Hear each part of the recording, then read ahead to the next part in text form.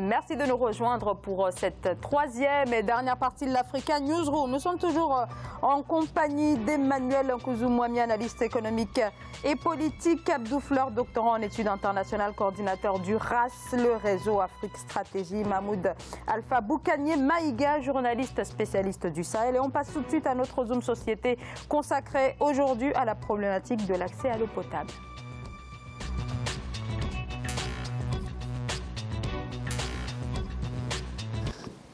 Et malgré des progrès relatifs, les conclusions sont alarmantes. 320 millions d'Africains sont encore privés d'eau potable. C'est le cas surtout dans les zones rurales. Mais vous allez le voir, les zones urbaines ne sont pas non plus en reste. Elles sont en effet aussi confrontées aux problèmes d'approvisionnement. Illustration dans la capitale camerounaise Yaoundé dans ce reportage de Nelly Claude Ebessa.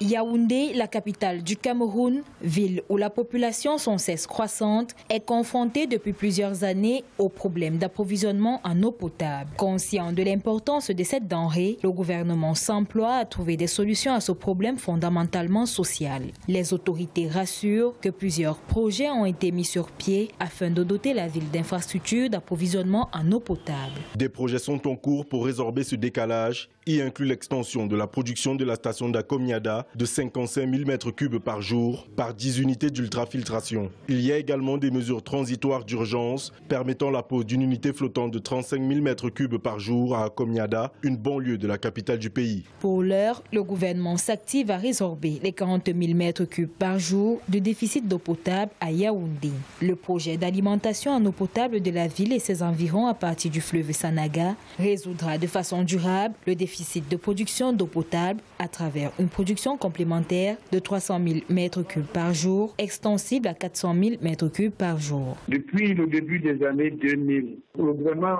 avait beaucoup de difficultés à mobiliser des financements multilatéraux. Le projet a finalement pu prendre corps dans les années 2015, mais il y a eu beaucoup de retard pour des problèmes techniques. Le projet Sanaga devrait corriger un approvisionnement qualitatif et un approvisionnement quantitatif. Le problème n'est pas de transporter l'eau de la Sanaga pour Yaoundé. Le problème est l'alimentation à l'intérieur de Yaoundé qu'il faudrait complètement refaire. Pour rappel, le projet de renforcement de l'approvisionnement en eau potable de la ville de Yaoundé contribuera fortement à sécuriser et à stabiliser l'alimentation en eau des populations du périmètre urbain de la capitale en limitant de longues coupures d'eau. Yaoundé dispose d'une capacité opérationnelle installée de 185 000 m3 par jour pour un besoin journalier de 225 000 m3 par jour. Alors l'accès à l'eau potable, une problématique touche bien sûr l'ensemble du continent africain. Alors 159 millions de personnes dans le monde continuent à boire de l'eau de surface non traitée, puisée dans des cours d'eau ou alors dans des lacs. Plus de la moitié vivent sur le continent africain. L'accès à une eau pure, salubre, reste encore un privilège à Abdou Fleur. Ce qui est inadmissible au XXIe siècle, en 2018, surtout pour un grand pays comme le Cameroun. Et ce qui est paradoxal, le Cameroun a de l'eau. Pourtant, il a des problèmes d'eau. D'après la FAO, le Cameroun fait partie des pays qui ont les plus grands réservoirs d'eau. Les plus inondés. Voilà. Les plus inondés. Souterrains ou en surface. Oui, donc c'est paradoxal.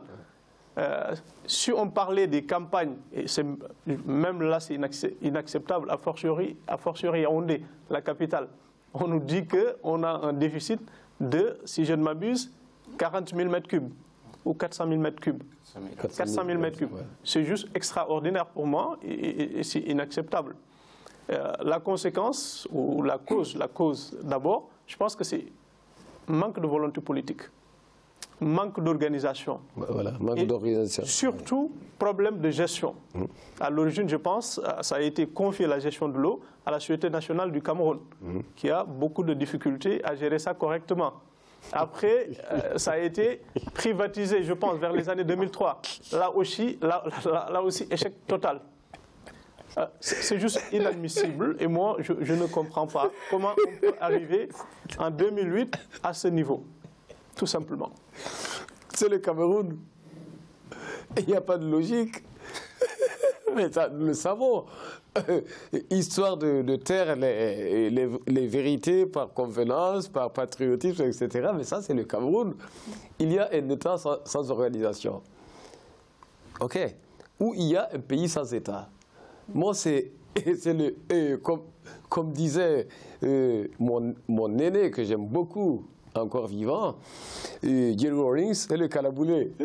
Le calaboulé camerounais, personne n'y comprend rien. Seuls les Camerounais peuvent se retrouver dedans. Mais on ne comprend strictement rien. Bon, ce n'est pas une critique externe, c'est une critique interne. Je suis africain fondamentalement. Bon, bref, c'est pour dire qu'il n'est pas compréhensible qu'un pays aussi inondé que le Cameroun, pour être, cette fois-ci, je quitte la galéjade, un pays aussi inondé que le Cameroun ait des problèmes de l'eau, s'il y a des systèmes de systèmes d'État, d'organisation hydraulique, mais aucun Camerounais ne peut être en manque d'eau potable. Contrairement au pays du Sahel. Voilà. Mais le Cameroun, c'est un cas particulier, et dans toutes les exceptions que nous connaissons entre trois Africains, nous qui sommes là. Je ne parle pas de la grande journaliste qui est en face de nous. Je vous parle de nous. Emmanuel Kouzou. Sur ce point, moi, je relève deux problèmes fondamentaux, deux problèmes. Le premier, c'est vraiment, comme je l'ai entendu, un problème de gestion de l'eau. Gestion dans la distribution de l'eau, et même gestion de l'eau, traitement de l'eau aussi. Oui. Il y a beaucoup de gaspillage.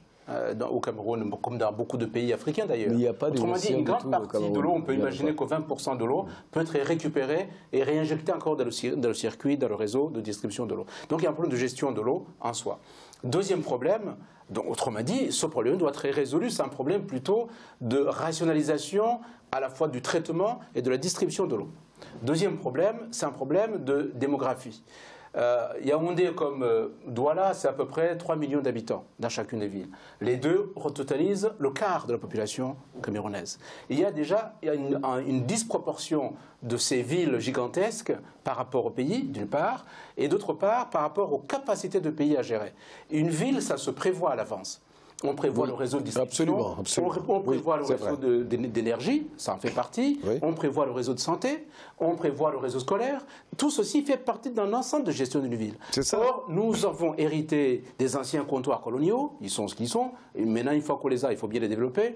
Mais nous avons oublié d'imaginer que les pays ne se développent que sur les pôles économiques régionaux. Donc, disperser, ou tout au moins déconcentrer des grandes villes comme Yaoundé et Douala vers l'intérieur du pays. Ça, on ne l'a pas fait. Autrement dit, en attirant de plus en plus de la population à Yaoundé comme à Douala, pour l'instant c'est à Yaoundé, vous accroissez la population qui aujourd'hui, officiellement 3 millions, peut-être c'est 4 millions dans nos pays africains, on ne sait pas vraiment très bien compter, peut-être 5 millions. En tout cas, il y a au moins un quart de population sur les deux villes. Donc il faudrait une ville qui a été créée pour 1 million d'habitants, il en est déjà à 3,5. 5 millions. Voilà. Donc autrement dit, il aurait fallu que sur les dernières années, sur les 20 dernières années par exemple, on ait refait le check complet, régulier, pour savoir dans l'extension d'une ville, comment fait-on pour la distribution de l'eau. On ne l'a pas fait. Aujourd'hui, on se rend compte qu'il y a de plus en plus de maladies qui sont liées à l'eau sale, que les gens boivent. À l'insalubrité. Voilà, l'eau des égouts. Et là, malheureusement, nous touchons à l'un des 3 piliers du développement. Il ne peut pas y avoir de développement s'il n'y a pas de santé publique, s'il n'y a pas d'assainissement et s'il n'y a pas d'hygiène publique. Il n'y a pas de développement possible. Il n'y a pas de développement s'il n'y a pas d'éducation. Il n'y a pas de développement s'il n'y a pas de sécurité dans tous les sens, des peuples, des territoires, des frontières et des institutions. Il faut que les trois soient assurés. Or, le Cameroun fait partie de ces pays où la sécurité est précaire, d'une part, la santé publique, à la limite, quelque part, on s'en fout, puisque le président vient se faire soigner en Suisse, donc il n'y a pas besoin de faire soigner chez lui, et tout le staff du gouvernement, ils viennent tous se faire soigner, soit en France, soit en Suisse, donc c'est pas comme ça pour développer la santé publique. La santé publique... L'eau qui est un élément vital. Quand on dit la sécurité alimentaire, sanitaire et environnementale, l'eau fait partie de la sécurité alimentaire. Ça commence par l'eau. Voilà. Et donc le Cameroun a failli sur ce thème-là.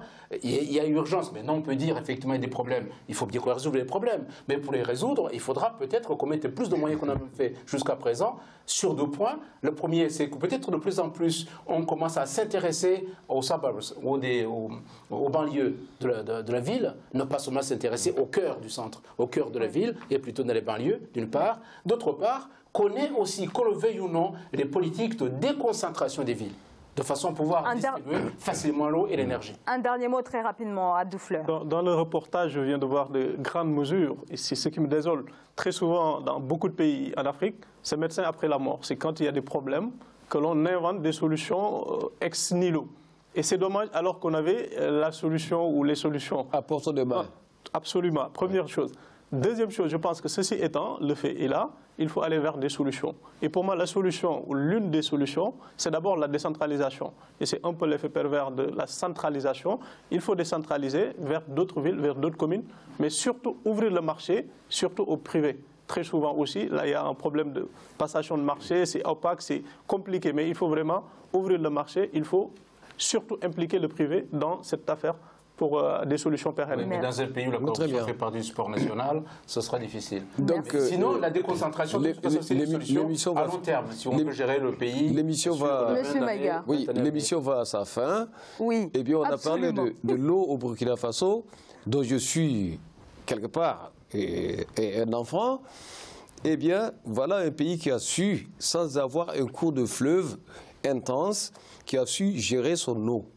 La question de son eau, en faisant par exemple des lacs artificiels aux alentours de Ouaga déjà, sur la route Dori, la frontière du Mali, des lacs permanents où il y a les pâturages, il y a l'élevage, il y a les nomades Peuls, et Keltamachek, c'est-à-dire les Touaregs, comme on les appelle génériquement, où tous les animaux boivent et mangent tranquillement.